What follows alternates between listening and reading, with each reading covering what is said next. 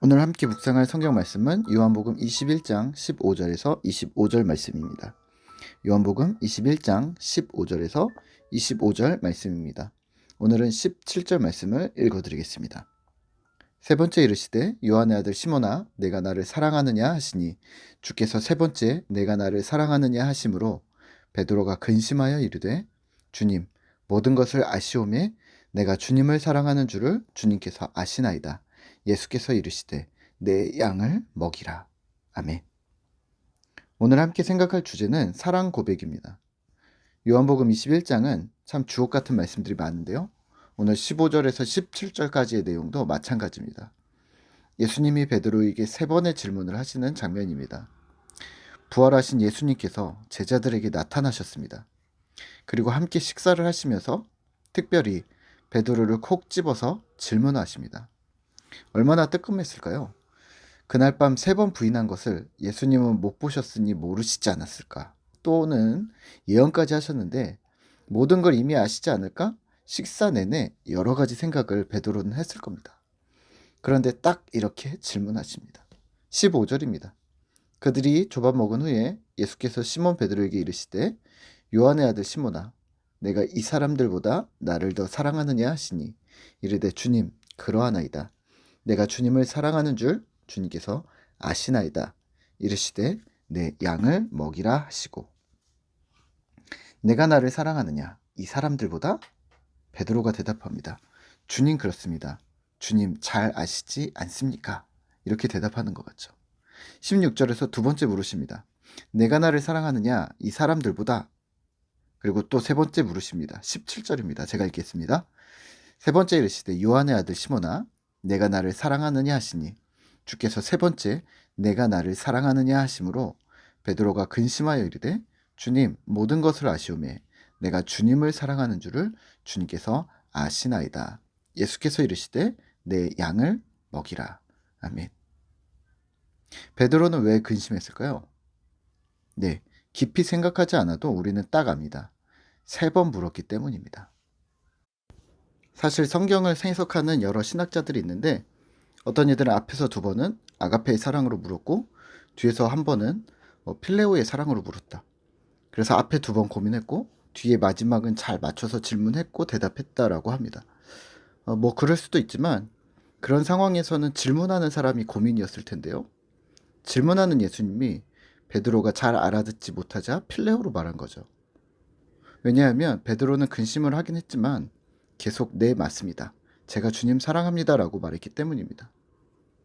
그러니까 되려 세 번째 고민하게 만든 것은 필레오 사랑이어서 그렇다라고 한다면 베드로가 원했던 게 희생적인 사랑이 아니라 인간적인 사랑을 고집했다라고 만약에 그렇게 말한다면 근심하지 않고 바로 기쁘게 대답했을 것인데 오늘 본문에서는 17절에서는 되려 근심합니다. 그리고 학자들도 사도 요한은 요한복음에서 아가페와 필레오를 혼용하여 사용하고 있다고 합니다. 그러니까 이 사랑이라는 단어에 특별한 의미 부여를 하고 있지 않다는 말입니다. 그렇다면 베드로의 근심은 세 번의 질문에 담겨진 어떤 기억들 때문이었을 것입니다. 그게 뭐냐면 세 번의 부인 때문입니다. 이랬을 수 있습니다.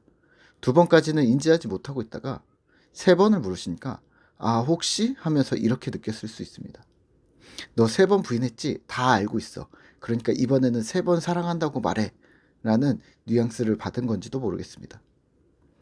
무디 주석에서는 이렇게 얘기하는데요. 세 번의 질문은 베드로의 수많은 고백들을 다시 생각나게 했을 것이다 라고 합니다. 마태복음 26장 33절에서 무엇이라고 했을까요?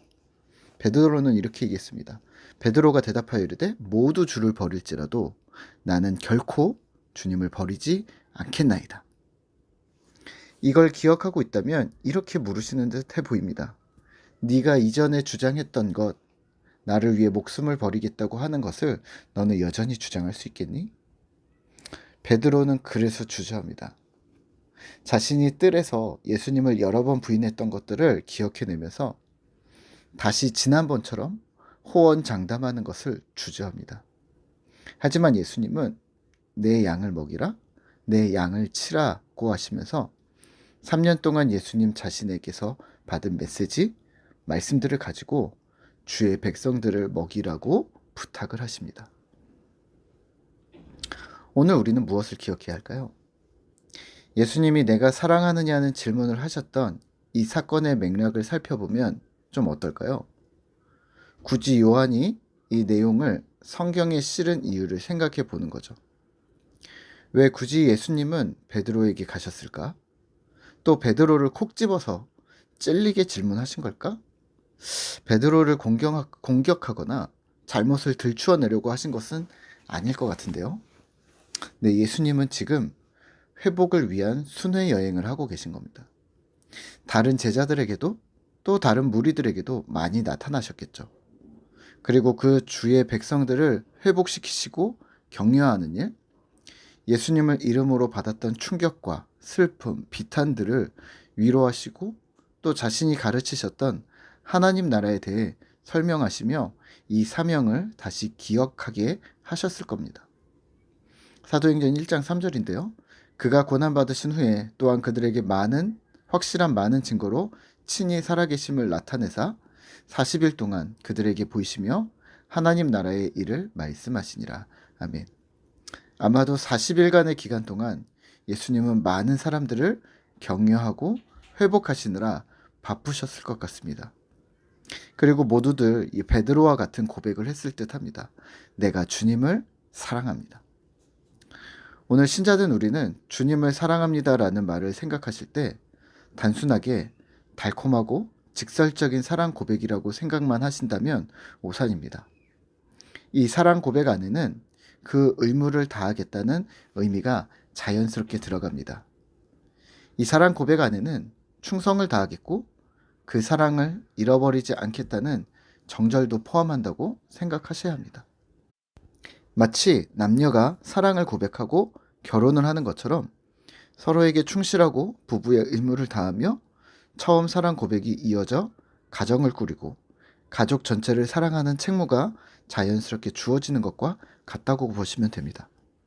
신자된 우리의 주님을 향한 사랑도 마찬가지입니다.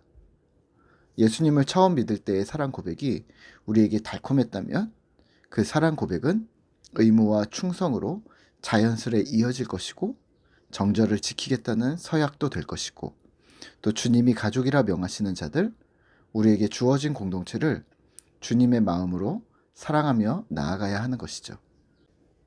특별히 오늘은 장애인의 날인데요. 우리가 살아가는 같은 공간, 같은 시대를 살아가지만 육신의 질병과 장애로 인해 아픔을 겪으며 외면받는 현실에 있는 장애인분들이 계십니다. 우리 눈에 보이지 않기 때문에 우리 신경이 거기까지 닿지 않는데요. 아무도 신경 쓰지 않는 사람들에게 도의적인 책임을 느끼며 주의 긍휼과 사랑의 마음으로 우리 마음 한켠을 내어주는 것, 이것 또한 신자된 우리가 하나님의 사랑을 실천하는 일이 될 것입니다. 오늘 우리도 주님 사랑 고백과 함께 자연스럽게 사랑의 수고를 이어가는 신실한 신자 되시기를 기도합니다. 함께 기도하겠습니다. 하나님 감사합니다. 오늘 내가 주님을 사랑합니다 라고 고백했던 오늘 베드로의 고백처럼 하나님, 우리도 주님께 우리의 사랑을 고백합니다. 이 사랑의 고백에 합당하게 우리의 말과 생각과 행동이 주님 앞에 온전하여지며 또 주께서 우리들에게 맡기신 공동체를 사랑하는 일들, 또 주님 앞에 충성을 다하는 일들, 맡겨주신 사명을 감당하는 일들을 기쁘고 즐겁게 행복하게 잘 감당해내는 우리 성도들 되어지도록 주여 은혜를 더하여 주시옵소서. 우리 가운데 오늘도 함께 하시며 우리를 도우실 줄 믿으며 예수님의 이름으로 기도드립니다.